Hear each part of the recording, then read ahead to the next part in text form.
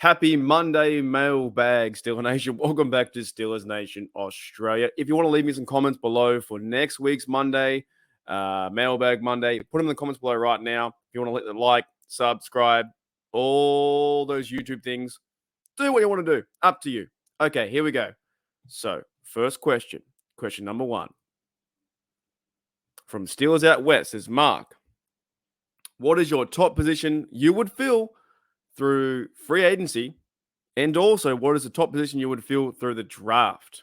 It's a very good question. Oh, boy. Free agency. I keep thinking I think you can do both. I keep thinking center or right tackle could be a free agent. The same time, though, I wouldn't mind seeing them go and get center and the O-line, the draft too. So top position. Oh, you know what? No. My bad. Quarterback. I'd probably say quarterback. So free agent would be quarterback. I'd say bring back Mason Rudolph for free agency. That's quarterback. And what are the top position you would go through the draft? I'd say center or possibly right tackle. That would maybe be my position of need per choice. All right, second question. We have here Ryan Leaf says, good question too. If you had to bring back one of these players, would you rather sign Le'Veon Bell, Antonio Brown, or Chase Claypool? Not a fan of Claypool, as you guys know. Antonio Brown, he's lost. He's absolutely lost. I'd probably say, to be very honest, if this was a real scenario, bring back Le'Veon Bell to be a third back, and because I don't trust Antonio Brown in our team. Any player that takes their jersey off and throws their shirt at the stands, don't trust him. And Claypool, we know it didn't work with him. So I'd say bring back Le'Veon Bell to be third down running back, give him like 5-7 carries a game, something like that. Make him somehow part of the offense and kind of move on. The other two blokes, I don't even really consider a Steeler anymore. Antonio Brown's crazy, and Chase Claypool, he's going back to probably CFL. So I'd say Le'Veon Bell. Rightio, third question. And today, guys, we have 10 questions. So hang in there. 10 questions. Brennan says, who do you think the Steelers slot receiver will be in 2024? Well, there's the idea of possibly trading away DJ. He's number 2. He can play that role too sometimes. I wouldn't mind if they went and got like a Juju back to play physical football. I wouldn't mind them going and drafting a receiver to maybe step into that role. I haven't done much work or idea. I have no idea who the receivers are in the draft. All I know is Marvin Harrison Jr. That's the only one guy I know. So maybe you draft a guy. Calvin Austin probably try and take that role being number 3, but he didn't do too much last year. So that question to me is really up in the air. I think Steeler Nation, try and help me with that one there. Who do you think is going to be Steelers slot receiver? I've got no idea. They possibly will cut Robinson, so he might be done. So that one, not too sure. These ones I can answer though. Number 2, have you ever been to a Steelers game or an autograph signing? No. So I've been to a Steelers game. I went to Steelers versus Ravens in 2016. The Christmas Day game was the first day they wore Color Rush. Was the day that I got also Antonio Brown jersey Color Rush, and also the Antonio Brown Immaculate Extension to win the game, to win the division. Was fantastic. One of the 2 big things I caught from that game was Lawrence Timmons sacking Jack Flacco. I thought that was amazing. And also Eli Rogers' catch too. One of the most, I think, underrated catches maybe in Pittsburgh Steelers history. The way he went up and got that ball. And maybe I'll try and reach out to him too. He's got a YouTube channel now too, Eli Rogers. So I need to try and reach out to him to come on the show and talk about his cat, because he was awesome. He was awesome. Seeing that live, he extended like this, got the ball. He was fantastic. One of the most underrated catches in Steelers history too. Who or what made you a Steelers fan? I've told it a few times, but let's tell it again. Pretty much, I started watching football in the 2000s. I played the Madden games. I started watching the movies. Remember the Titans, the Replacements, Little Giants, all those like big movies in the 2000s. The Waterboy, stuff like that. And I was like, man, football is pretty cool. Football is pretty fun. I love gridiron. Love the way they hit. And I chose the Steelers based off the colors alone. So black, I thought it was back then black and yellow, but now I know from the history it's black and gold. So yeah, based off the colors, man, I was like, this team's cool.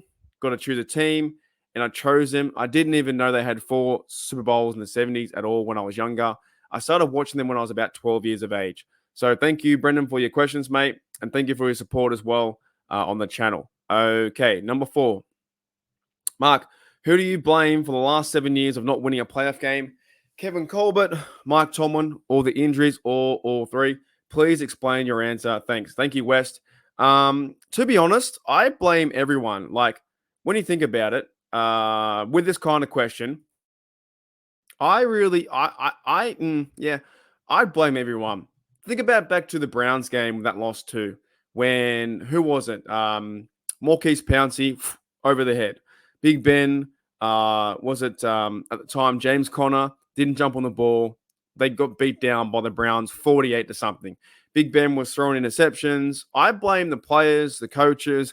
I blame the whole organization. I don't really pinpoint one coach, one player, or one play where they're losing everything. So I understand your question where it's Kevin Colbert, Mike Tomlin, or injuries. I think it's a combination of everything. I can't put blame on one person. Rightio, next one, we're going to have question 5. One more. If you go to one of the games in the past, what would it be? The Immaculate Reception or the Steelers' first Super Bowl? Now, I've been thinking about this one because I saw this question a few days ago. I'd probably go to the Immaculate Reception because I saw the way how the crowd jumped off. They jumped off the stands into the field and they ran around crazy and started going absolutely insane. How he ran that back and just the way how it all happened would have been something truly amazing. I think I even saw like an ESPN documentary where maybe someone broke their legs. I don't know. I think I saw some footage where someone jumped off the stands and their legs buckle. So I think that environment for the first time, seeing that live with Franco Harris running down the sidelines when the game's almost over, and that amazing thing happened. I reckon to be there live would have been absolutely insane. Rightio, question number 6. We have Gene here from our Discord. And also, guys, if you want to be part of the Discord, so we have a members only Discord, you press the join button to be a member of Mates Rates, like a couple bucks for a few months. Help support me. And you become part of our Huli Duli University. Now, I do need to do more work into the membership, but I've been so busy, man. So busy doing work and other things, YouTube as well. It's very hard to organize everything all the time and be on point. It's very tough. This YouTube thing, it's not tough talking, but the organization of that kind of stuff is very hard to put together. So if you want to be a member to support my work, there's a join button to join Huli Duli University. Now, speaking of university or the universe, Gene says, do you think we're alone in the universe? Tough question, man. No, I don't think so. Like, you think about it, right? Do you think we're alone in the universe? There's 8 billion people. 8 billion people in the world. I'm one of them. You're one of them. There's 2 billion people, I think, on YouTube, like people who watch videos. So in the universe alone, there has to be something else. If it's endless, like if the universe is endless and ever expanding, and as like time exists and space is always growing, surely there has to be something. It just can't be us. It can't be us, our human beings the way we are. Surely there's more artificial life or, AI out there or some intelligent aliens or maybe species that are stupider than us too. Maybe. I think there's something out there, dude. What do they say? Is it not Star Wars? What's the other one? No, I can't remember. Not Star Wars. Life is out there. There's life out there somewhere. Alrighty. So Sean Downey says, as I was going to St. Ives, I met a man with 7 wives. Each wife had 7 cats. Each cat had 7 kittens. How many people were going to St. Ives? 1. I think it's 1. Because as I was going to St. Ives, they met a man with 7 wives. 7 wives. A man with 7 wives. Each wife had 7 cats. Each cat had 7 kittens. Yeah, I'd say 1 person. I'm pretty sure there's only 1 person going to St. Ives. So a bit of a tricky question, but I'd say 1. Next question we have here is from Pittsburgh Toddy, who has an icon of Homer Simpson wearing a Wu-Tang jersey. That's fantastic. He says, what do you think of Mims from Georgia?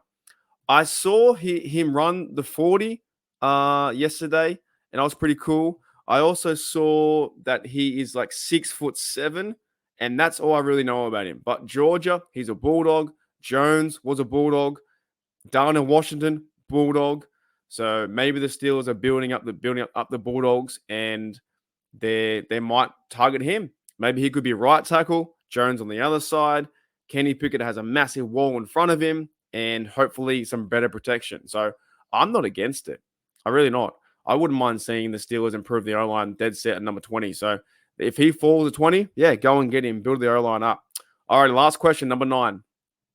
If we sign Mason, who's your third quarterback, a free agent, a late round draft pick? If we don't sign Mason, who's your best option at free agency? And would you sign 2 or draft 1? So first question first, if we sign Mason, who's your third quarterback? I'd probably say, you know what, to be honest, they could sign Mason and go and sign Ryan Tannehill or someone like that. Could sign Mason and sign Joshua Dobbs or whoever it may be. I think the Steelers have, a lot of options in this regard. They have Kenny Pickett. They sign Mason. It'd be fighting for one. The loser would get 2, and third quarterback would be a free agent. I'd say that could happen, but possibly 2, a late draft pick, and you get them for a 4-year contract. If you don't sign Mason, who's your best option at free agency, and who would you sign?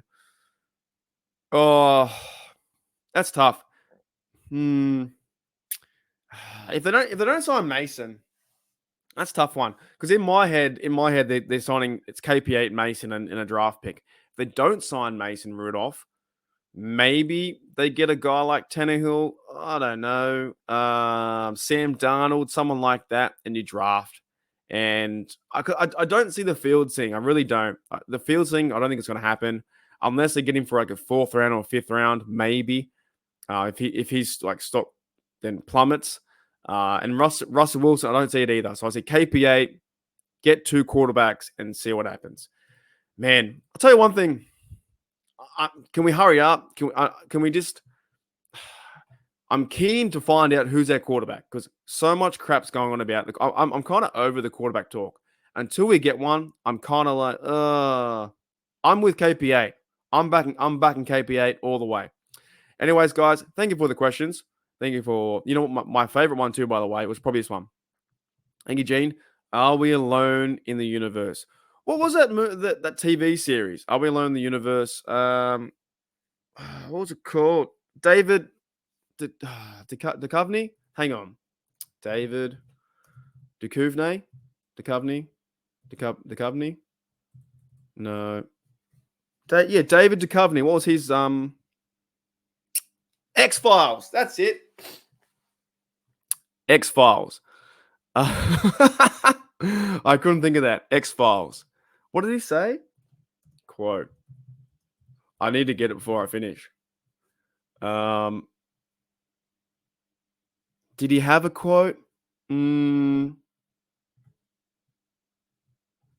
don't know if he did or not. Alrighty, guys, I'm wasting your time. Anyways, guys, thank you for checking out Steelers Oz. Those are the mailbag questions. I'll see you later.